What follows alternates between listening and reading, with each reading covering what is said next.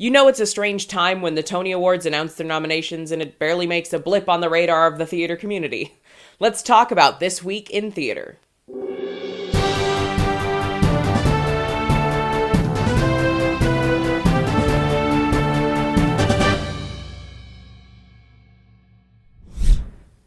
Hello everyone, and welcome to a brand new weekly show with Half Hour Call, where we talk about exactly what went down this week in theater. This week in theater, the Broadway League announced that the shutdown of Broadway houses would be extended through May of 2021. This brings the current total to a 14-month shutdown over 441 days. This also means that at this point we are further away from Broadway shows returning than we have come from when they originally shut down. To make matters worse, on the same day that the Broadway League announced the continuation of the shutdown, SAG-AFTRA, the Union for Film, Television, and Radio Performers, asserted that Actors Equity Association is encroaching on its jurisdiction by creating virtual theater opportunities, resulting in a tense dispute between the artistic unions that has still not been resolved. SAG-AFTRA's claim is that anything with a camera falls squarely within their historical jurisdiction, meaning that virtual readings and productions would also be under their purview. As such, the Film, Television, and Radio Union has been approaching theater producers that have been long-standing bargaining partners of Actors Equity Association and offering them streaming contracts at rock-bottom rates that are based on profits that can amount to as little as $5 a day. Additionally, these contracts are taking away health weeks from equity members who may have otherwise qualified for health insurance. And because SAG-AFTRA only represents actors, stage managers are being left out of this process entirely or misclassified as independent contractors who are denied basic workplace safety protections in the midst of a global pandemic. And of course, this is all immediately following the Equity League Health Fund's incredibly unpopular announcement that it would be reworking the entire health plan for 2021. Not only are they reducing coverage provided to most members, but they are also making it more difficult to qualify for that coverage in the first place and completely removing the ability to qualify for 12 months of health insurance at a time, making every single Equity Health Week that much more important. And media agreements between Equity and their existing bargaining partners are nothing new. The Equity Media and New Technology Committee has existed for over a decade, so why is SAG-AFTRA suddenly taking issue with it now in the midst of a global pandemic when it's going to harm artists the most? But to be fair, not all of the blame can be placed on SAG-AFTRA. The producers that are going with these rock-bottom pay scale contracts are in violation of their collective bargaining agreement with Equity themselves, and they are violating the recognition clause. Essentially, the recognition clause states that the theaters and producers have agreed that Actors Equity Association is the sole governing body that they need to deal with when hiring actors and stage managers. But ultimately, SAG-AFTRA's argument not only creates a false and oversimplified importance placed upon jurisdiction, it also conveniently fails to acknowledge the one thing that unites every member of both unions: the fact that we are artists. Online streaming is just a platform used to access art, not the art itself. If I'm watching a movie on Netflix, we can all agree that it's still a film. If I'm watching a TV show on Hulu, we can all agree that it's still a TV show.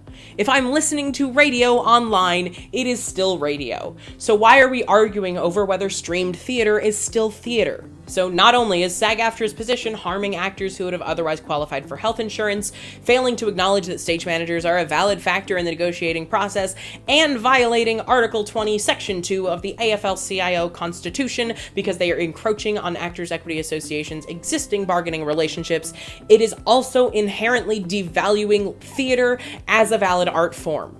Speaking of valid art forms, this week in theater, Weathervane Theater's historic production of Little Shop of Horrors closed on Indigenous Peoples Day after a successful run as the first equity-approved indoor musical in the country, which is a huge accomplishment, so much so that I am willing to overlook the fact that they did not cast me as Seymour. Unlike Godspell in the Berkshires earlier this year, this production did not utilize socially distanced staging with barriers between performers and had shared hand props. But it did feature regular and proactive testing, rigorous cleaning and ventilation systems, socially distanced and masked audience members, and housing to quarantine the actors and crew. And it's fascinating to look at these show choices. Godspell is about faith and resurrection, an apt symbol for the theater community rising from the ashes like a phoenix. And if Little Shop of Horrors were written today instead of decades ago, I would tell you that it is a incredibly heavy-handed analogy for our current administration, knowingly putting people's lives at risk in exchange for personal profit and financial gain. But whether you view Audrey 2 as an analogy for Donald Trump or for the virus itself, one thing is crystal clear: do not feed the plant. And this week in theater, the nominations for the Tony Awards were released only 4 months after the original scheduled date for the ceremony. The nominations left us with a lot of questions, but one thing was very clear: the American theater wing cannot read the room. I don't know about you, but while I'm certainly happy for the nominees and that their work is being recognized, I can't help but feel like the moment for this has already passed. Something about the timing of the nominations coming a week after the Broadway shutdown is extended, and the complete lack of any indication that this is going to be a benefit for Broadway Cares or the Actors Fund or any kind of relief for the artists that this is supposed to be celebrating, makes it feel kind of disingenuous and more of a reminder that Broadway is not coming back for another 7 months. But most confusing of all is the fact that they announced all of these nominations but still haven't set a date for the actual virtual ceremony. And of course, with these unprecedented circumstances came unprecedented determinations in eligibility and other factors, which resulted in there being some slim pickings for some categories in terms of eligible nominees.